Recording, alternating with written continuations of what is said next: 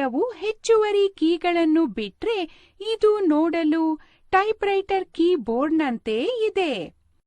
ಹೌದು, ಇದು ಸಾಮಾನ್ಯ ಕೀಲಿಗಳ ಜೊತೆಗೆ ನ್ಯೂಮರಿಕಲ್ ಮತ್ತು ಸ್ಪೆಷಲ್ ಕೀಗಳನ್ನು ಒಳಗೊಂಡಿದೆ.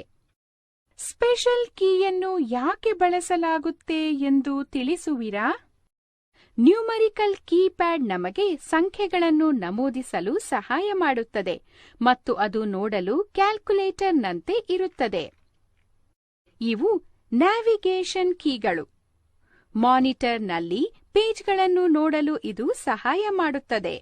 ಪೇಜ್ ಅಪ್ ಕೀ ಪರದೆಯ ಮೇಲೆ ಕರ್ಸರ್ ಅನ್ನು ಮೇಲ್ಭಾಗಕ್ಕೆ ಮೂವ್ ಮಾಡಲು ಸಹಾಯ ಮಾಡುತ್ತದೆ.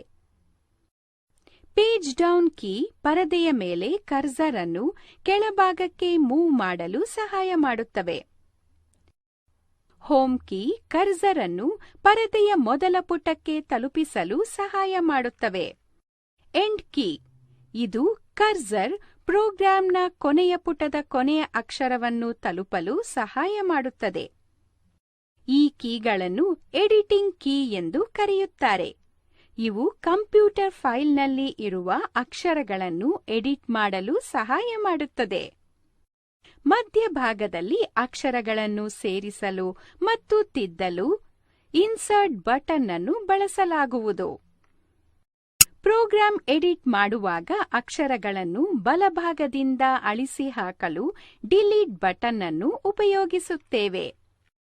ಫೈಲ್ನಲ್ಲಿನ ಅಕ್ಷರಗಳನ್ನು ಎಡಭಾಗದಿಂದ ಅಳಿಸಿ ಹಾಕಲು ಬ್ಯಾಕ್ ಸ್ಪೇಸ್ ಕೀಯನ್ನು ಉಪಯೋಗಿಸುತ್ತಾರೆ.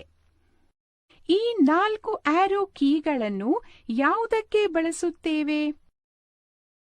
ಈ 4 ಆರೋ ಕೀಗಳನ್ನು ಡೈರೆಕ್ಷನಲ್ ಅಂದರೆ ಮಾರ್ಗಸೂಚಿ ಕೀ ಎಂದು ಕರೆಯುತ್ತಾರೆ. ಎಡಿಟ್ ಮಾಡುವಾಗ ಮೇಲ್ಭಾಗದ ಟೆಕ್ಸ್ಟ್ ಅನ್ನು ತಲುಪಲು ಅಥವಾ ಎಡಿಟ್ ಮಾಡಲು ಅಪ್ ಆರೋವನ್ನು ಬಳಸುತ್ತೇವೆ. ಡೌನ್ ಆರೋವನ್ನು ಕರ್ಸರ್ ಅನ್ನು ಕೆಳಮುಖವಾಗಿ ಚಲಿಸುವಂತೆ ಮಾಡಲು ಉಪಯೋಗಿಸುತ್ತೇವೆ. ಎಡಭಾಗದ ಆರೋ ಕೀ ಕರ್ಸರ್ ಅನ್ನು ಎಡಭಾಗಕ್ಕೆ ಚಲಿಸುವಂತೆ ಮಾಡಲು ಬಳಸಲಾಗುತ್ತದೆ.